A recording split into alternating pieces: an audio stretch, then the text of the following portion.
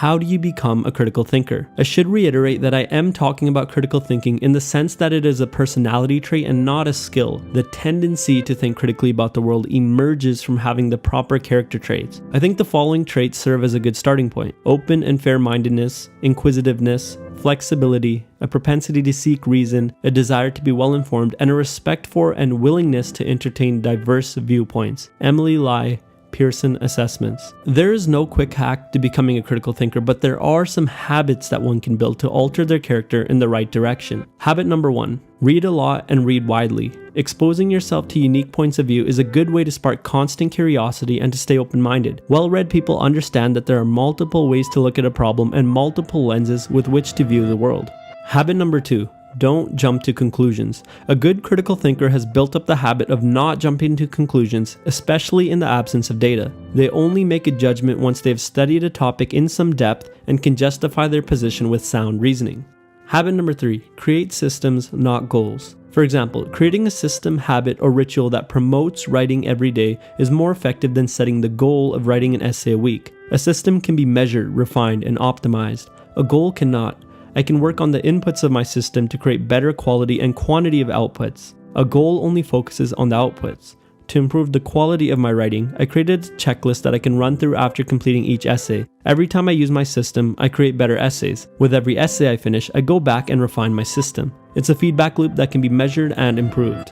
Habit number 4. Argue with yourself. Great thinkers routinely and intelligently try to counter their own arguments. They go back and forth until only the most rational and strongest argument exists based on the knowledge they have. This is also the mission of any good scientist. The scientist tries to prove themselves wrong, not right. When they continually fail to do so, it's very likely that only the truth remains.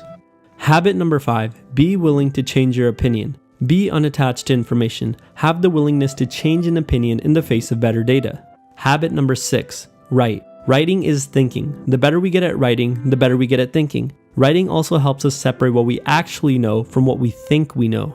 Habit number 7. Seek adversity. This one is controversial, but I believe it's the most powerful. The main reason schools fail to teach critical thinking is because they don't create the optimal environment to foster the correct character traits. Schools are overly standardized and structured. The rules are very rigid. Once students understand the rules, school becomes a game. Once they've established a game strategy that works, they can play the game very passively and get by. Most students quickly learn the bare minimum amount of effort required to get a job, and then they have no incentive to work harder and to think actively. But if you take them out of that game, if you break the immersion, they are now forced to think critically. In adversity, they learn to create new rules and break old ones. They have to, because it's either do or die. The shift from a passive thinker to an active thinker is very subtle on the surface because it happens internally. It requires internal conviction, a strong belief in oneself. Regardless of how many tips I give someone to become a critical thinker, it ultimately has to come from a deep desire within. Most great women and men have gone through adversity. Why? Because adversity generates a lot of internal conviction. This internal conviction drives them and constantly shifts them into active modes of thinking. Instead of living defensively, they attack life with ferocity. They know they're going to die one day. Time is running out. They don't know when that day will come, so they attack life. They race against death because they have a purpose to fulfill.